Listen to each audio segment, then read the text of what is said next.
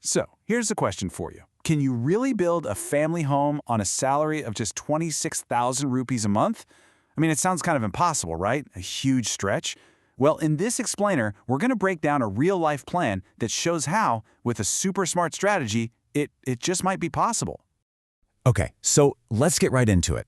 The person at the heart of this whole thing is Milena. She's 25, she's from Meghalaya, and her motivation, it's not just about spreadsheets and fancy financial terms. It's so much deeper than that. Her words really get to the core of it all. It's this powerful, really human desire to give her family a secure, comfortable life. All right, so to really get how big of a challenge this is, and honestly how brilliant the solution is, we've got to look at the numbers. Let's call this her financial starting line. So that's it, 26,000 rupees. That's her monthly take-home pay. And think about everything that has to come out of that one number. We're talking family expenses, her own costs, helping out her younger siblings, and on top of all that, somehow, she has to find a way to save for this massive dream. Okay, so when you break it all down, after she puts 10,000 towards the household and covers her own costs plus her siblings' needs, what's left? 8,000 rupees. Just 8,000. And that single number, that's the starting point for everything. It really brings us to the core question, doesn't it? How on earth can 8,000 rupees a month possibly build a house? And this is where a solid strategy just changes the entire game. See, the solution isn't about magically earning more money overnight. Nope, it's about making every single rupee she has work smarter and harder. So let's look at the step-by-step blueprint that turns this dream into a real actionable plan. All right, first things first. This whole plan kicks off with some serious discipline. Step 1, her existing savings, they get a new name, emergency fund. And this is so crucial.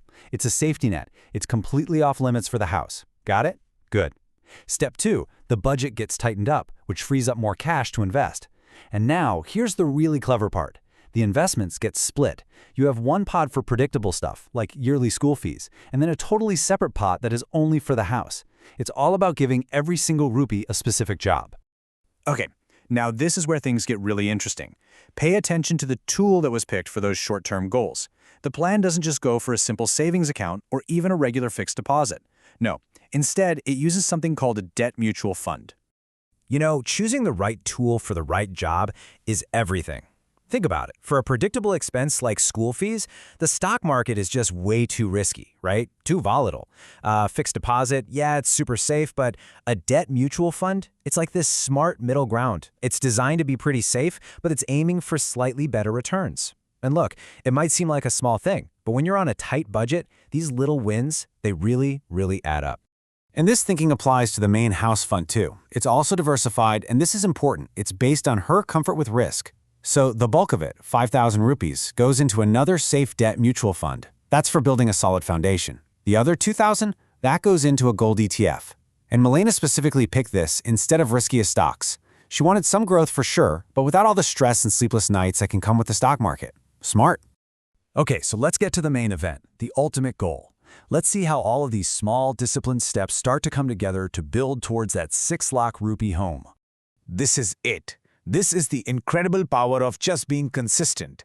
That disciplined 7,000 rupee a month investment, in just 2 years, it's projected to grow to about 1.8 lakhs. Now look, that's not the full 6 lakhs obviously, but, and this is the key, it's the single most important piece of the puzzle.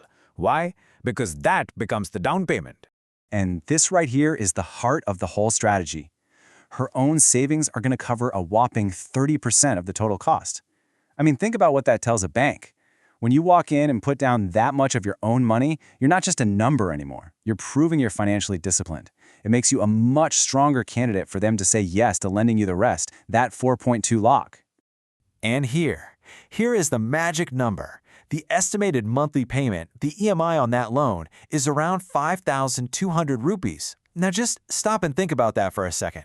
That payment is actually less than the 7,000 she was already saving every single month. So the plan didn't just make the loan affordable, it basically swapped her saving habit for a payment that's building an actual asset. Incredible. Okay, so this is an amazing story, for sure. But what can we take away from it? What are the big lessons here that we can all apply to our own financial goals, no matter what they are? It doesn't matter if your dream is a house or starting a business or paying for education. These core principles, they're the foundation for everything, right? First, have a super clear goal. Then, protect yourself with that non-negotiable emergency fund. After that, give every investment a specific job to do. Always invest based on your own comfort with risk. And finally, you learn to see loans not as this scary trap, but as a strategic tool that you can use wisely. So, I'm going to leave you with a question. What's the first, smallest step you can take today towards your biggest financial dream? Because if Milena's story proves anything, it's that these massive, life-changing goals, they don't happen in one giant, impossible leap. They're built, brick by brick with small, consistent, deliberate steps, and the best time to start is right now.